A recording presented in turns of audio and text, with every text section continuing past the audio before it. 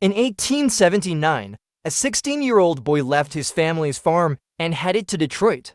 At a time when transportation options were limited to trains and horse-drawn carriages, and cars were seen as extravagant toys for the wealthy, this determined young man would go on to revolutionize the automobile industry. 35 years after his arrival in Detroit, half the cars in the world bore his name. That boy was Henry Ford, who would become one of the most influential figures in American history.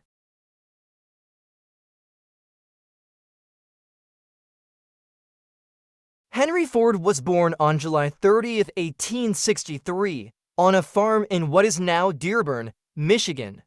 His father, William Ford, was a farmer, and Henry, as the oldest of 6 children, was expected to one day take over the family farm.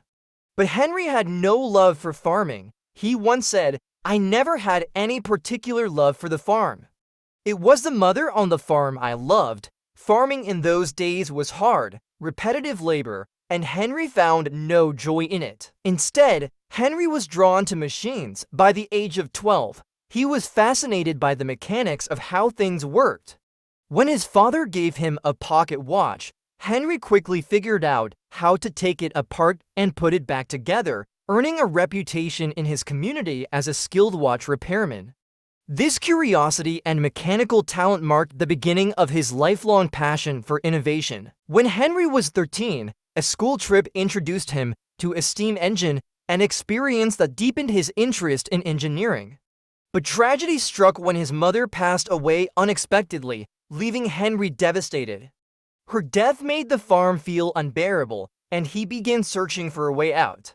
At 16, against his father's wishes, Henry packed his belongings and set off to Detroit in search of a new path. Detroit was transforming into an industrial hub in the late 19th century, driven by advancements in steam power.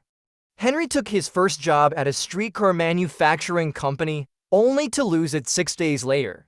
Undeterred, he found work as an apprentice at a machine shop, earning a modest wage of $2.60 a week. To make ends meet, he also repaired watches in the evenings. Over time, Henry's dedication to learning and his talent with machines earned him new opportunities. By 19, he returned to his father's farm, but not to farm. He focused on working with a portable steam engine his father had purchased, gaining a reputation as an expert mechanic. His skills caught the attention of the Westinghouse Engine Company, which hired him to service steam engines across Michigan. By the early 1890s, Henry and his wife, Clara, had moved back to Detroit, where Henry became intrigued by the emerging technology of gasoline engines. These engines, far more efficient than steam, were rare in the US but gaining traction in Europe.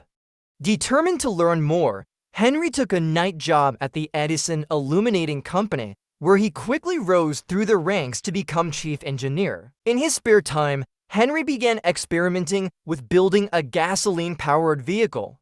In 1896, he completed his first car, the quadricycle. Though crude and prone to overheating, it represented the beginning of his dream to create a horseless carriage. Henry's early attempts to start a car company were met with failure. His first business venture, the Detroit Automobile Company, collapsed due to slow production and high costs. His second attempt also faltered when disagreements with investors forced him out. However, these setbacks taught Henry valuable lessons about manufacturing and business. In 1903, Henry founded the Ford Motor Company with a vision to create an affordable car for the masses.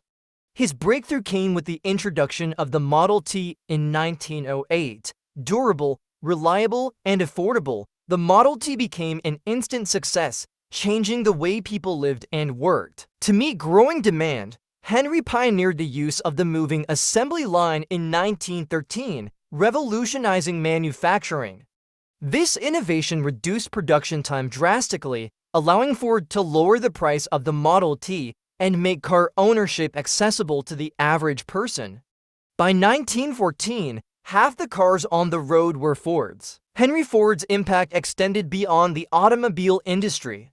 He introduced groundbreaking labor policies, including a $5 a day wage and shorter work hours, which improved workers' lives and set new standards for industries across the country. By the time of his death in 1947, Henry Ford had transformed the automobile from a luxury item into a tool of everyday life, reshaped manufacturing, and left an enduring legacy as one of history's great innovators. His journey from a young farm boy to an industrial titan serves as a testament to the power of vision, determination, and resilience.